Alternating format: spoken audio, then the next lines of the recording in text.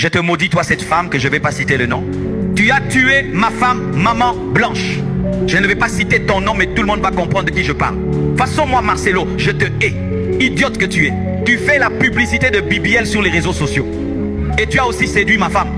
Ma femme a suivi tes vidéos et aujourd'hui, elle est morte à cause de toi. Et ton BBL soit maudite. J'ai beaucoup gardé silence. C'est bon, là. Allez-y porter plainte à Marcelo, qui a ramené les audios sur les réseaux sociaux. Ça fait tellement mal. Arrêtez de croire que les hommes, quand ils sont mauvais au début, ils vont changer après le mariage. Ils ne changeront pas. C'est comme un homme, s'il ne t'aime pas au début, même après le mariage, il ne t'aimera pas. De revoir une nouvelle femme auprès de moi, je pense pas que c'est un rapport avec le fait qu'ils ne veulent pas cette femme. Je pense que c'est tout à fait, ils voient ça un peu comme un remplacement. Et après même, Incroyable mais vrai. Écoutez très bien ce que le monsieur là dit comme vérité. Je te maudis, toi, cette femme, que je ne vais pas citer le nom. Tu as tué ma femme, maman Blanche. Je ne vais pas citer ton nom, mais tout le monde va comprendre de qui je parle. Face de nous, un grand manipulateur. Quand le frère dit que Marcelo c'est un grand manipulateur, le grand frère de Blanche, ce n'est pas pour rien. Hein. Je te maudis, toi, cette femme, que je ne vais pas citer le nom. Tu as tué ma femme, maman Blanche. Je ne vais pas citer ton nom, mais tout le monde va comprendre de qui je parle. Façon, moi, Marcelo, je te hais. Idiote que tu es. Tu fais la publicité de BBL sur les réseaux sociaux. Et tu as aussi séduit ma femme. Ma femme a suivi tes vidéos et aujourd'hui, elle est morte à cause de toi. Et ton BBL soit maudite. J'ai beaucoup gardé silence. Mais aujourd'hui, je vous le dis, en tout cas, je prie que tu sois malheureuse dans ta vie. Toi et ton homme, sans forme et immature. Tu vois, aujourd'hui, tu commences à chercher qu'on te refasse le BBL. Ton corps est devenu comme de la viande de bœuf, on coupe devant pour mettre derrière. Si seulement tu pars de nouveau pour l'opération, tu vas mourir comme ma femme, maman Blanche. C'est juste ton corps qui va retourner au pays. Et sachez-le bien, tout celui qui va te suivre avec ses bêtises, vous serez tous maudits. Les Congolaises, vous êtes dangereuses à tel point que j'ai eu peur de vous épouser. Même si vous parlez contre maman Esther, je m'en fous, car de toutes les façons, je ne sais pas aussi si elle est la véritable femme de ma vie. Donc, tu as atterri le mardi matin. Mardi matin, tu étais avec elle. Tu as causé avec elle. Mardi matin. Mardi matin, vous avez prié. Mardi matin, on l'a opéré. Mardi matin, Blanche est morte. Mardi matin, mercredi, le corps est rapatrié. Et tu passes sur la chair pour dire que non, n'attribuez pas votre propriété à tout le monde. Mais Marcelo, Marcelo, je ferai une émission spéciale que toi. Il y a un message qui m'a dit, il ne faut pas dire des choses que tu n'as pas de preuves. Mais moi, quand je parle, j'ai des preuves.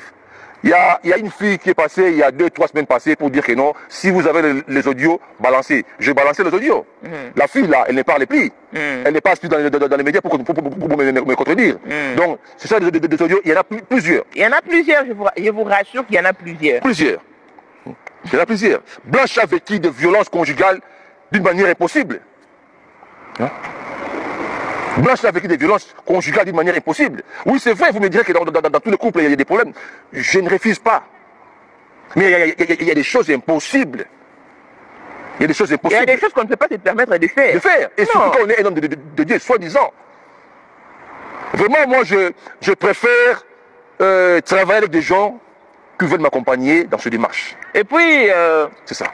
Quand vous dites que non, mais pourquoi quand vous avez remis les certificats de décès, je vous préviens déjà, je vous rassure que vous allez suivre un suivi. Le certificat de décès leur a été délivré après l'enterrement des Blanches. C'est alors que maman Georgette s'est dit, ah, mais je n'ai même pas vu. Il y a Sylvia posé la question à maman Georgette. Maman Georgette, maman, qu'est-ce qui prouve que Blanche est réellement décédée? Seulement parce que on t'a ramené ses effets. Ou parce que tu l'as vu allongé.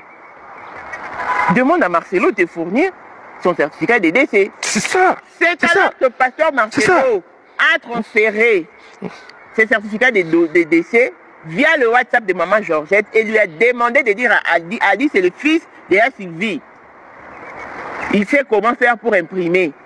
Voilà l'orgueil de ces messieurs-là, Marcelo. Voilà l'orgueil de ces messieurs-là, Marcelo. Il ne peut même pas envoyer son assistant pour dire que non, voilà, ce sont des dossiers importants, va remettre ça à mes propres. C'est comme ça, des manières. Manque de manières, tu prends le WhatsApp, tu vois un dossier pareil. Manque de manières, orgueil. Et avec ça, vous me dites non, écoutez, non, mais Marcelo, on ne te demande pas l'argent. Arrête de tromper les gens. On ne te demande pas ton argent. Même si l'argent là, ça viendra après, parce que c'est un droit. La famille aura tout ce qui appartient à Blanche, on aura ça. Que tu montres, que tu te sens, que tu parles à tes moutons qui t'écoutent, qui croient en toi. Je crois qu'il y a là la compassion. Il y a des gens intellectuels. Il y a des gens qui m'appellent, qui les soutiennent. Je dis bien que 45% des gens à la compassion qui m'appellent, me soutiennent. Ils me disent, mon frère parle. Là, c'est la compassion. Mon frère parle. Mon frère parle. C'est pas clair. Et on va encore parler. Jusqu'au jour où, moi, je verrai clair sur la mort de ma défunte petite sœur. Là, je vais me dire, non, là, j'ai combattu un bon combat. Merci. Mais d'autant plus que c'est pas encore clair. Là, non, on va parler. Je demande à tout le monde, le 17, il y aura une marche. Dimanche le 17 août 2021. Il y aura une marche à Paris. Justice pour Blanche. Vous qui êtes taquine. Les enfants de Limité, des Mombele, des Yolo, Banakin, vous tous, ces connus blanches. On commence à les changer de Limité jusqu'à la deuxième quartier industriel, à l'église de la Compassion. On va demander à Marcelo qu'il nous remette les fiches médicaux des blanches. Là, on commence avec les actions. Ici, à Félicite, on va les faire aussi. Et ça ne sera qu'une première. Voilà, donc, c'est déplorable. Pourquoi? Parce que Blanche aurait été votre sœur. Je ne sais pas comment réagirez-vous. Je suis vraiment en colère. Je suis vraiment en colère. Marcelo, moi je t'appelle plus pasteur. Tu n'es pas un pasteur pour moi. J'ai appris, on a tous appris, par le grand frère de Maman Blanche, que toi tu sortais avec Esther là, la fausse sœur en Christ là. Tu sortais avec elle du vivant de ta femme, Maman Blanche. Tu sortais avec cette femme-là du vivant de Maman Blanche. Cette sœur-là, soi-disant sœur, hein, parce qu'elle est devenue une sainte nitouche aujourd'hui, elle a emmerdé Maman Blanche de son vivant. Elle a nui au couple de Maman Blanche.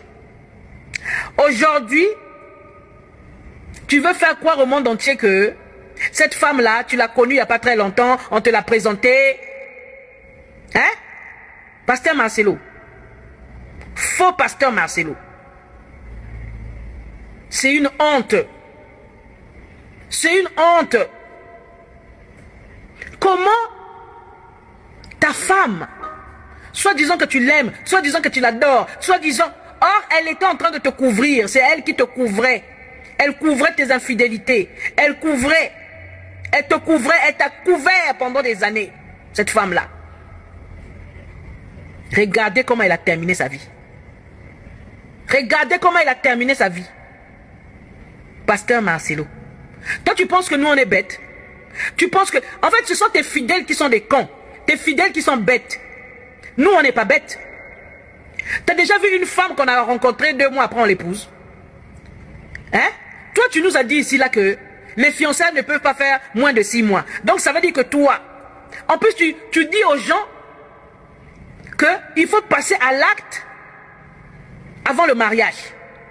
Il faut bien vérifier si la fiancée est bonne ou pas. Tu nous l'as dit ici là. Ça veut dire que donc la sœur Esther là, tu l'as connue sexuellement avant de l'épouser. Et en plus, c'est une sœur en Christ.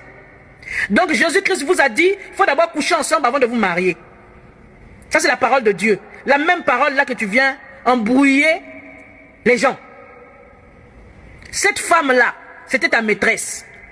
C'est pour cela qu'on ne comprenait pas, même moi je ne comprenais pas, comment ça se fait en une année, tu as pu connaître cette femme-là, Esther là, en une année, tu as pu la convaincre de t'épouser, en une année vous avez fait vos choses.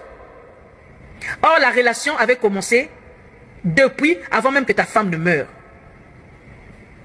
Et ça là, vous pensez que Dieu va vous laisser? Vous pensez que vous n'allez pas payer le karma là? Vous pensez que l'esprit, l'âme de Maman Blanche là où elle est là, elle est en paix? Elle est en paix avec vous? Elle est en paix avec toi, ce que tu l'as fait? Hein? Toi là, la sœur Esther là, soi-disant tu es sœur. Tu es une mauvaise personne toi. Hein? Donc la Bible t'a dit, il faut coucher avec les hommes d'autrui. La Bible t'a dit que quand un veuve vient de perdre sa femme, il faut te marier avec. Soit disant tu es exemplaire avec des jupes qui ne ressemblent à rien là que tu portes là. Tu veux montrer au monde entier que tu es vraiment une sainte nitouche. Tu es vraiment l'enfant de l'ange Gabriel quoi. Hein? Or tu es une sorcière. Tu es une briseuse de ménage. Sœur en Christ. Aujourd'hui tu es en train de prêcher, tu es en train de parler en langue, soit disant la langue des anges. Un démon comme toi. Toi et Marcelo, vous êtes vraiment des démons. Et ceux qui vous suivent là, ils n'ont qu'à continuer à vous suivre. Un jour, si Dieu le veut, il va les ouvrir les yeux. Vous êtes des sorciers. Vous êtes des démons. Marcelo et Esther. Vous êtes des diables. Ce que vous avez fait à Maman Blanche là, vous allez le payer très cher. Vous allez le payer très cher, Marcelo. On ne va pas terminer avec toi. On va continuer à parler de cette histoire-là jusqu'à ce que tu te fatigues. Escroc, menteur, voleur, assassin. La puissance de Dieu va te faire tomber un jour, tu vas voir. Et donc, lorsque j'ai pris les démarches pour contacter le pasteur Marcelo, franchement, la vérité, c'était terrible. C'était terrible. Qu'est-ce qu'on m'a combattu? Encore ça va. Les combats étaient faibles, mais franchement, l'opposition, hein.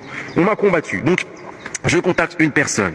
Je dis que voilà que je suis prophète. Donc du coup, la dame, bon, simple comme bonjour, elle me renvoie à l'assistant pasteur. Je tombe sur l'assistant pasteur. Donc oui, on commence à parler. Et quand on parle dans mon esprit que je sens que lui, c'était pas un enfant de Dieu, que c'était un sorcier, que c'était un ancien chrétien en fait, qui a été charnel, qui a chuté et qui était devenu sataniste et que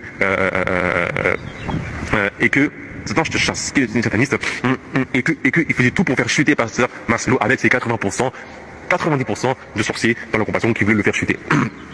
Donc j'ai parlé, j'ai dit écoute, on a parlé, il m'a résisté, mais vraiment résisté, hein. Il m'a résisté, il a voulu un peu me tromper, je l'ai menacé, nanana, clac, voilà, je l'ai menacé et à la fin j'ai pu réussir à avoir le numéro de pasteur Marcelo et franchement j'étais choqué, j'étais choqué. Donc on parle, je dis bonjour pasteur, oui bonjour, qui êtes-vous? Je dis voilà bonjour, moi je me présente, prophète Brian et du coup le Seigneur Jésus-Christ m'envoie vers vous parce que il a un message par rapport à l'église, comme quoi l'église il y a un problème dans l'église. Donc du coup comme il revenait en fait de sa mission d'évangélisation du Tchad, il a pété un câble en disant que comment ça se fait que l'église est mal gérée, blablabla. Malheureusement, en fait, ici, il est arrivé à un état où le travail qu'il a fait, en fait, pour Dieu, ça l'a aveuglé dans le sens où il est devenu orgueilleux. Il pensait en fait que parce qu'il allait faire des croisades dans un pays africain musulman, il pensait que Dieu était ok. C'est archi faux, c'est n'importe quoi. Parce que lui-même, dans ses prédications, il a dit que Dieu peut utiliser un serviteur de Dieu comme un micro et le jeter en enfer. Et voilà. Donc du coup, j'ai parlé, on a parlé, il m'a dit. Donc j'ai relancé, pas de réponse. Loïc, le frère Loïc, ce prophète, il vient me voir, il a dit, écoute, j'ai fait un rêve et tout. J'avais rêvé que j'étais en fait dans les méga church. Donc dans les méga church, toutes les méga church, dans une méga church. Et j'avais rêvé en fait que à ma droite, qu'est-ce qu'il avait dit? À sa gauche, il y avait une fille qui le combattait, donc une sorcière, et qu'à sa droite, il y avait son professeur de théâtre, et ça veut dire beaucoup de choses. Et du coup, en fait, dans le rêve, il était assis, il a commencé à être malade, il a commencé à cracher dans le rêve, je crois, ou à vomir, je ne sais plus trop, et du coup, dans son esprit, il se disait qu'il allait mourir, je crois, parce qu'il n'y a personne qui allait le soigner dans l'église. Donc c'est un rêve qui est vraiment simple comme bonjour. Si on analyse ce rêve-là, un professeur de théâtre dans une méga church, alors que ce professeur-là combattait Loïc, ça veut dire quoi? Ça veut dire que ce sont des sorciers qui font genre d'être chrétiens. Et donc ça veut dire plein de choses. Et donc du coup, j'ai renvoyé en fait ce rêve-là prophétique à pasteur Marcelo. Je lui ai dit, écoutez, voilà ce que un frère prophète a eu par rapport au méga church. Voilà, et voilà. Donc je lui ai envoyé ce rêve-là et il m'a renvoyé au diable. Vraiment méchamment. Quel homme méchant. Il m'a renvoyé au diable en me gueulant dessus, en écrivant en majuscule. Et du coup, il a dit une phrase qui m'a fait rire. Et grosso modo, ça veut dire quoi? La phrase qui m'a répondu, ça veut dire quoi? Ça veut dire que lui, il est responsable de toute la fornication, du maquillage, du make-up et du fait que l'église, elle est mal à l'aise. C'est ce qu'il a dit.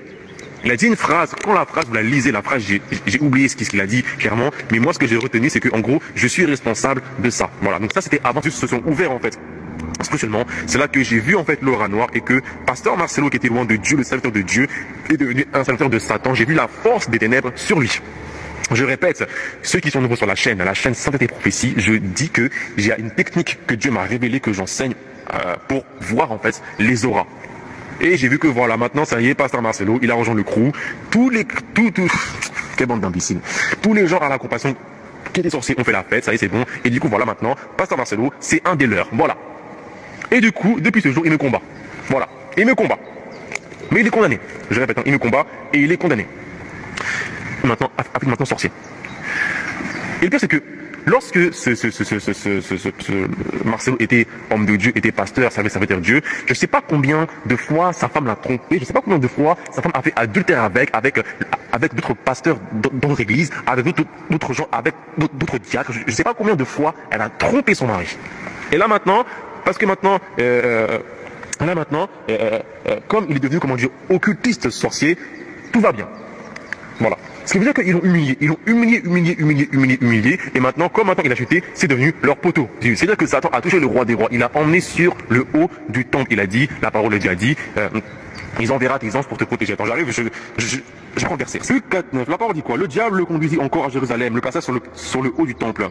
Et lui dit, si tu es le fils de Dieu, jette-toi d'ici en bas, car il est écrit, il donne des ordres à ses anges et à ton sujet, afin qu'ils te gardent et ils te porteront sur les mains de peur contre une heure, contre une pierre. Voilà, Lucifer lui-même connaît la parole de Dieu. Oh. Donc c'est pas que parce qu'un pasteur prêche, une sœur prêche, un homme prêche, qu'il sort des versets calibrés. Ça veut dire que c'est vraiment logique et que ça semble spirituel que c'est un homme de Dieu. Hein. La fille, la Naomi, là, la première sorcière qui a été envoyée pour me faire chuter, que par la grâce de Dieu, j'ai pu arrêter elle, la vérité, mais elle disait des choses terribles. Hein. La fille, la Naomi, là, la première sorcière qui a été envoyée pour me faire chuter, que par la grâce de Dieu, j'ai pu arrêter elle, la vérité, mais elle disait des choses terribles. Hein. Oui, nanana, les ministères de Dieu, les 7 étoiles, nanana, vous voyez? Ce qui veut dire que eux, en fait, pour faire croire en fait aux chrétiens, ils vont employer un vocabulaire spirituel, technique, avec des versets, sans conjonction. Ils vont employer un vocabulaire technique avec des versets qui ont un sens. Et du coup, les gens, ils vont dire « Amen, pasteur, Amen ». Alors qu'ils ils ont même pas demandé si est-ce que le serviteur de Dieu, c'est un vrai ou pas. Simple comme bonjour. Une personne qui a un esprit technique, rationnel, logique, par rapport au monde de l'esprit, il peut te prendre des versets bibliques et te prêcher comme un homme de Dieu qui va prêcher. Oui ou non? Voilà. La pression populaire finit par porter ses fruits. Après des semaines de manifestations, de pétitions et de débats télévisés enflammés, la justice annonça officiellement qu'une demande d'exhumation du corps de Maman Blanche serait examinée. Pour la famille, c'était une lueur d'espoir dans une nuit qui semblait sans fin. Mais cette décision, loin d'être accueillie dans le calme, provoqua une tempête. Du côté de Marcelo et de ses partisans, on dénonça un acharnement injuste et une profanation de la mémoire de la défunte. Les prêches du pasteur prirent un ton dramatique. Il parlait de force démoniaque, cherchant à salir sa maison et à briser son ministère. Les fidèles les plus fervents se mirent à organiser des veillées de prière jour et nuit, certains se rendant même au cimetière pour protéger la tombe. La tension monta d'un cran lorsque des rumeurs commencèrent à circuler sur d'éventuelles menaces adressées aux médecins légistes pressentis pour l'autopsie. L'un d'eux, contacté par un journaliste, confirma avoir reçu un appel anonyme lui conseillant de refuser le dossier s'il tient à sa famille. Quelques jours plus tard, il se retira officiellement, invoquant des raisons personnelles. Malgré ces obstacles, la famille de Maman Blanche resta déterminée. Son frère, visage marqué par la fatigue et la colère, déclara lors d'une conférence de presse. « Nous n'avons pas peur. Nous voulons seulement la vérité, et nous irons jusqu'au bout, peu importe qui cela dérange. » Sous la pression médiatique, un nouvel expert indépendant fut désigné, protégé par un dispositif de sécurité renforcé. Le jour fixé pour l'exhumation, le cimetière était encerclé par des policiers.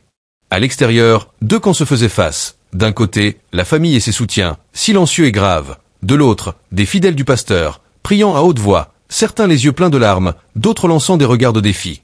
Lorsque la terre commença à être retirée, un silence presque sacré s'installa. Chacun retenait son souffle, conscient que ce moment pouvait marquer un tournant décisif. Les témoins autorisés à approcher virent le cercueil être hissé hors du sol, recouvert de poussière et de fleurs fanées. Mais une surprise glaçante attendait. Selon les premières constatations, le poids du cercueil semblait anormalement léger. L'expert ordonna qu'il soit ouvert sur place, en présence des autorités. Les scellés furent brisés, et ce qui apparut choqua tout le monde. À l'intérieur, le corps était dans un état de décomposition avancé, bien plus que ce qui était normal compte tenu du temps écoulé depuis l'enterrement. Certains organes semblaient avoir été retirés.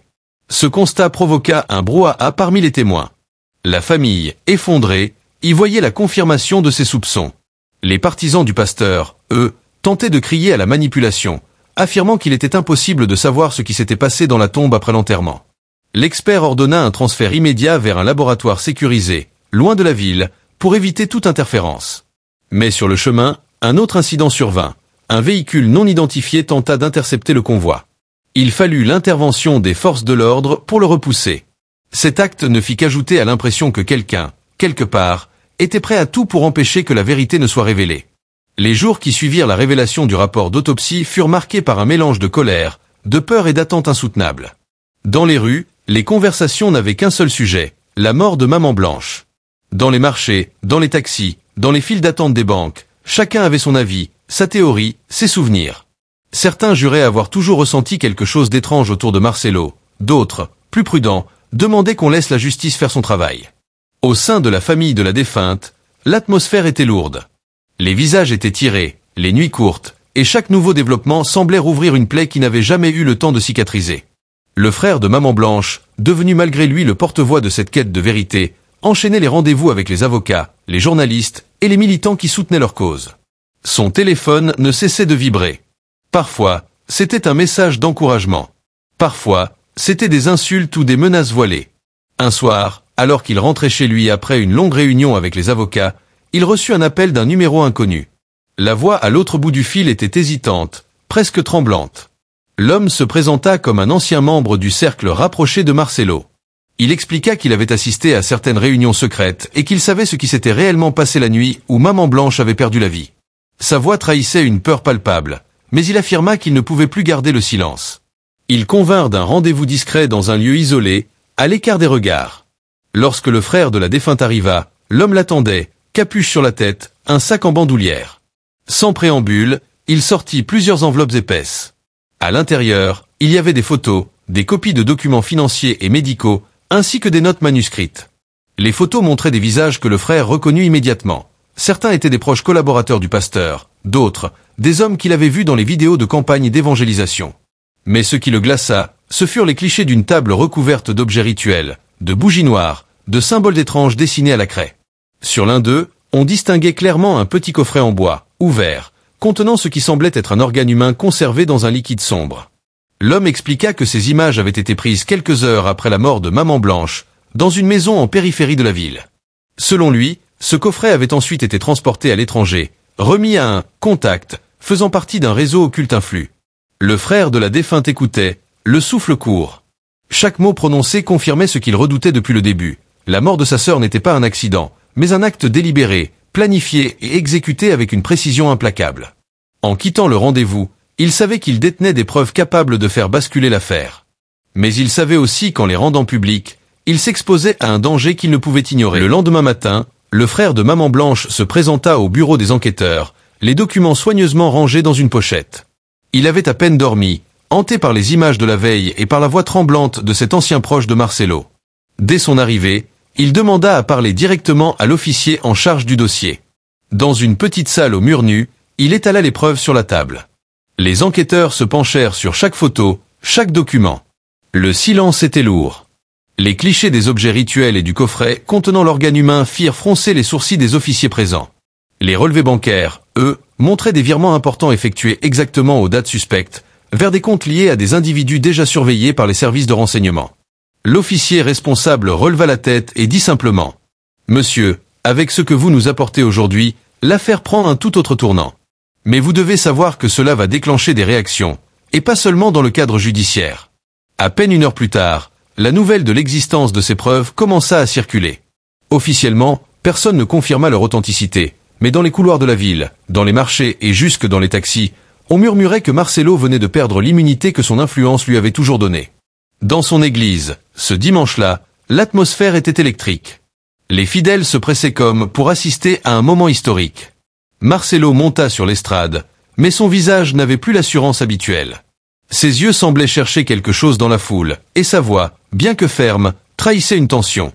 Il parla de trahison, de persécution, de mensonges montés de toutes pièces. Mais, pour la première fois, même parmi ses plus proches, certains semblaient douter. Pendant ce temps, les enquêteurs agissaient vite. Des perquisitions discrètes furent menées, des convocations envoyées. Des témoins jusque-là muets se décidèrent à parler, sentant que l'emprise du pasteur s'affaiblissait. La ville vivait suspendue à ce qui allait suivre. Mais au-delà du tumulte, une vérité s'imposait. L'affaire de Maman Blanche avait brisé un tabou. Elle avait révélé ce que beaucoup craignaient d'admettre, que derrière certaines façades saintes, il y a des ombres que la lumière finit toujours par atteindre.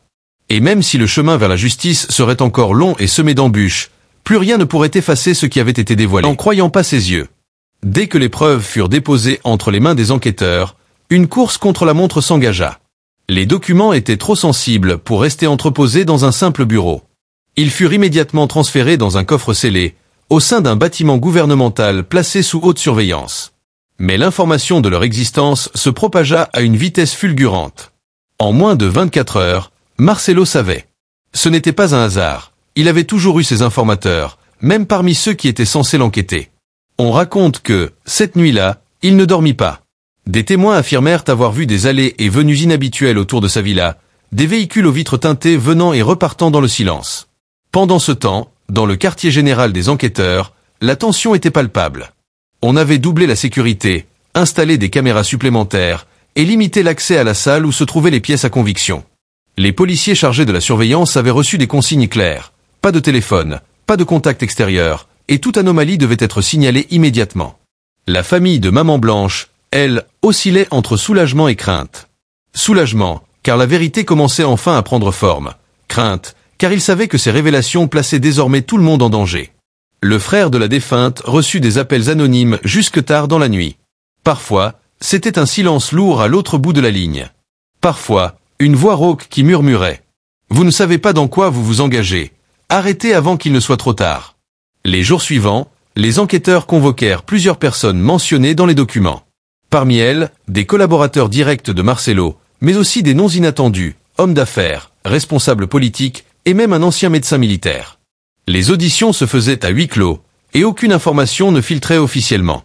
Mais en coulisses, on chuchotait que certains avaient craqué et livré des détails compromettants sur les liens entre l'Église et un réseau occulte opérant bien au-delà des frontières. Le climat dans la ville changea. On sentait une tension invisible, comme si tout le monde retenait son souffle.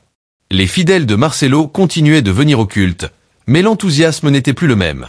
Certains baissaient les yeux en sortant, d'autres évitaient de répondre aux journalistes. Les prêches du pasteur devenaient plus sombres, plus menaçants. Il parlait des « ennemis infiltrés » et de « Judas assis au milieu des disciples ». Un soir, alors que la pluie battait les vitres de la villa familiale de Maman Blanche, le frère reçut une visite inattendue. C'était l'homme à capuche, celui qui avait fourni les premières preuves. Trempé, essoufflé, il entra sans un mot et tendit une clé USB. « Ce qu'il y a là-dedans, c'est la dernière pièce manquante », dit-il d'une voix basse. « Mais une fois que vous l'aurez montré, il n'y aura plus de retour possible. » Il expliqua que cette clé contenait des enregistrements vidéo pris lors d'une réunion secrète, quelques jours avant la mort de Maman Blanche. On y verrait Marcelo, entouré d'hommes inconnus, parler d'un sacrifice nécessaire pour sécuriser la continuité du pouvoir. Les images, selon lui, avaient été extraites discrètement par un technicien chargé d'installer du matériel dans la villa. Le frère de la défunte resta figé quelques secondes, la clé dans la main. Il savait que si ces vidéos étaient authentiques, elles pouvaient faire tomber tout un système. Mais il savait aussi que les forces en face étaient prêtes à tout pour les empêcher de sortir au grand jour. Cette nuit-là, il ne dormit pas. Les éclairs illuminaient sa chambre par intermittence, comme pour rappeler que l'orage approchait, et qu'il n'y aurait aucun abri possible lorsque la tempête éclaterait. Le lendemain matin, la clé USB fut remise aux enquêteurs sous escorte policière. Aucun risque ne pouvait être pris. 2 véhicules blindés, plusieurs hommes armés, et un itinéraire changé au dernier moment pour éviter toute embuscade. À leur arrivée, le chef de l'équipe ordonna que la salle d'analyse soit bouclée. Les volets furent fermés, les téléphones confisqués, et seuls 4 enquêteurs de haut niveau furent autorisés à visionner le contenu. Le frère de Maman Blanche, assis dans un coin, observait chaque geste, chaque clic de souris. La vidéo commença. L'image était légèrement granuleuse, mais on distinguait clairement un salon luxueux, éclairé par des lampes tamisées. Au centre, Marcelo, vêtu d'une chemise sombre, discutait avec 6 autres hommes. Sur la table basse, des dossiers, des verres de vin rouge et un objet recouvert d'un tissu noir. L'un des hommes, au visage partiellement masqué par l'angle de la caméra, prit la parole. « Tout est prêt. Mais il faudra que le rituel soit effectué avant la fin de la semaine, sinon le cycle sera brisé. » Marcelo hocha la tête, l'air grave. Puis il prononça des mots qui figèrent la pièce. « Ce sacrifice, c'est le seul moyen de sécuriser la continuité. Elle ne doit pas souffrir longtemps. » Un silence pesant suivit, seulement interrompu par le bruit du vin versé dans les verres. Puis l'un des hommes souleva le tissu noir, révélant une petite boîte en bois finement sculpté. À l'intérieur, quelque chose que la caméra ne put capturer distinctement, mais qui fit échanger des regards entendus aux participants. L'enregistrement se poursuivit avec des discussions chiffrées, montant d'argent, destination de fonds, nom de contact à l'étranger. Les voix baissaient parfois, mais certains mots revenaient comme des échos inquiétants. Offrande, protection, pacte. Lorsque la vidéo s'acheva, personne ne parla pendant de longues secondes. Le chef des enquêteurs finit par se lever, le visage fermé. « Ce que nous venons de voir, si c'est authentique, c'est la preuve que nous ne sommes pas seulement face à un homicide, mais à un réseau structuré. Il ordonna immédiatement une expertise numérique pour confirmer la date, l'authenticité et l'origine des images. Le frère de Maman Blanche, lui, sentait un mélange amer de soulagement et de terreur. Soulagement, parce que la vérité prenait enfin forme. Terreur, parce que cette vérité allait déclencher une riposte violente de ceux qui se savaient exposés. Dès la fin de la réunion, un protocole de protection fut mis en place pour la famille. Des policiers en civil commencèrent à surveiller leurs déplacements. Des véhicules suspects furent signalés à proximité de leur domicile. La guerre de l'ombre venait de commencer. Et quelque part, dans sa villa luxueuse, Marcelo recevait à son tour un appel. La voix au bout du fil était sèche, sans salutation. Ils ont la vidéo. Tu sais ce que ça veut dire. Prépare-toi. Il raccrocha sans répondre, fixa un instant la croix dorée accrochée au mur de son bureau. Puis, d'un geste brusque, la décrocha et la jeta dans un tiroir. La nuit même où il apprit que la vidéo était tombée entre les mains des enquêteurs, Marcelo convoqua une réunion d'urgence dans sa villa. Pas dans la grande salle lumineuse où il recevait habituellement ses fidèles, mais dans une pièce plus discrète, aux murs recouverts de tentures épaisses, où les conversations ne pouvaient pas filtrer. Autour de la table, 6 hommes l'attendaient déjà. Certains étaient des politiciens connus, d'autres, des hommes d'affaires dont les noms n'apparaissaient jamais dans les journaux mais qui avaient un pouvoir silencieux et redoutable. La situation est grave, commença Marcelo, sa voix basse mais ferme. Ils ont cette vidéo. Si elle sort, ce n'est pas seulement moi qui tombe, c'est tout ce que nous avons construit. L'un des politiciens, un homme aux tempes grisonnantes, s'appuya sur la table et répondit. Alors il faut étouffer l'affaire. Nous avons encore des hommes à l'intérieur. Un procureur, un chef de service dans la police. Mais il va falloir agir vite, avant que la presse internationale ne s'en mêle. Un autre, vêtu d'un costume impeccable, ajouta. Et le témoin? Celui qui a fourni ces documents, il faut qu'il disparaisse de la scène. Discrètement. Marcelo resta silencieux un instant, le regard fixé sur le verre de whisky posé devant lui. Puis il releva les yeux. Ne vous occupez pas de lui. Je sais qui s'en chargera. Pendant ce temps, au quartier général des enquêteurs, on renforçait les mesures de sécurité autour des preuves. La vidéo avait été authentifiée par les experts. Elle n'avait pas été modifiée, et sa date correspondait parfaitement aux événements suspectés. La confirmation mit un coup d'accélérateur à l'enquête. Les convocations se multipliaient, et certains alliés de Marcelo, jusque-là intouchables, commencèrent à être inquiétés. Mais dans les rues, la peur se mêlait à la colère. Des rumeurs circulaient sur des disparitions soudaines, un chauffeur ayant travaillé pour la villa, un ancien membre du service de sécurité de l'église, et même un comptable lié à l'une des sociétés écrans mentionnées dans les documents financiers. La famille de Maman Blanche, consciente du danger, accepta d'être déplacée dans un lieu sécurisé. Le frère, bien que sous protection, refusait de se taire. Dans une interview télévisée, il déclara « Peu importe combien ils sont, peu importe leur argent ou leurs menaces, nous irons jusqu'au bout. Ma sœur ne sera pas morte pour rien. » Ces paroles déclenchèrent une vague de soutien populaire. Des rassemblements commencèrent à s'organiser devant les tribunaux, réclamant une justice rapide. Mais dans l'ombre, Marcelo et ses alliés affûtaient leurs armes, prêts à lancer une contre-offensive capable de faire basculer l'enquête en leur faveur.